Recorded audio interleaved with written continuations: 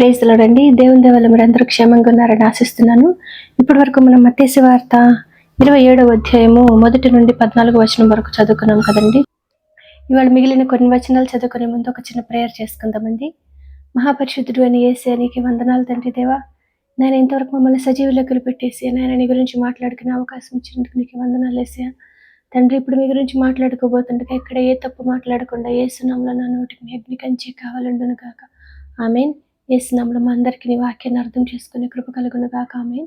యేసు నామములో అడుగుచున్నాం తండ్రి. ఆమేన్. ఇప్పటి వరకు మనం తెలుసుకున్నాం కదండి, యేసయ్య ఆయన మీద ఎన్ని అబద్ధ సాక్ష్యాలు పలుకుతున్నప్పటికీ కూడా యేసయ్య తిరిగి ఒక్క మాట కూడా మాట్లాడలేదంట కదండి. యేసయ్య మౌనానికి అన్యుడైన అధిపతి ఎంతో ఆశ్చర్యపడ్డాడంట కదండి. యేసయ్య ఈ భూమి మీదకి మనందరి పాపాల నిమిత్తము మరణించడానికే వచ్చారని తెలియని ఆ అన్యుడైన అధిపతి యేసయ్యని మరణం నుంచి తప్పించడానికి ఎన్నో ప్రయత్నాలని చేస్తున్నాడు కదండి. ఆ అధిపతి ఏం చేస్తున్నాడో మనం చూద్దామండి. మత్తయి సువార్త 27వ అధ్యాయము 15వ వచనం. జనులు కోరుకొనిన ఒక ఖైదీని పండుగలో విడుదల చేయుట అధిపతికి వాడుక. ఆ కాలమందు బరబ్బ అను ప్రసిద్ధుడైన ఒక ఖైదీ చెరసాలలో ఉండెను. కాబట్టి జనులు కూడి వచ్చినప్పుడు పిలాతు, నేనెవరిని విడుదల చేయవలెనని మీరు కోరుచున్నారు, బరబ్బనా లేక క్రీస్తు అనబడిన యేసునా అని వారిని అడిగెను. ఏలైనగా వారు అసూయ చేత ఆయనను అప్పగించిరని అతడు ఎరిగి ఉండెను. అతడు న్యాయపీఠము మీద కూర్చుండి ఉన్నప్పుడు అతని భార్య, నీవు ఆ నీతిమంతుని జోలికి పోవద్దు, ఈ ప్రొద్దు ఆయనను గూర్చి నేను కలలో మిక్కిలి బాధపడితినని అతని యుద్ధకు వర్తమానము పంపెను.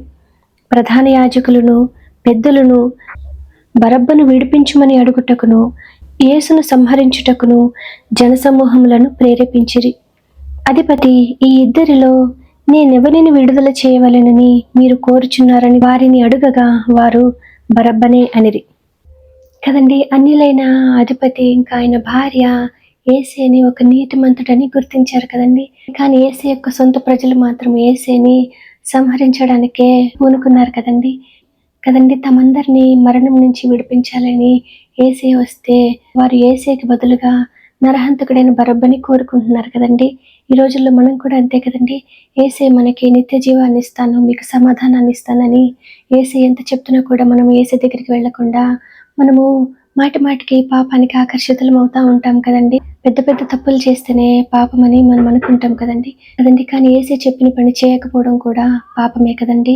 కాబట్టి ఈ రోజు నుంచి మనము పరిశుద్ధాత్మ సహాయం తీసుకొని యేసయ్య మనకి ఏం చెప్తున్నారో ఆ పనిని చేసే కృప యేసు నామములో మనందరికీ కలుగును గాక. ఆమేన్.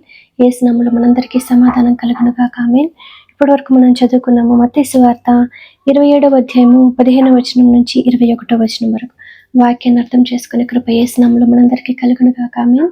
యేసు నామములో మనందరికీ సమాధానం కలుగును గాక. ఆమేన్. Praise the lord.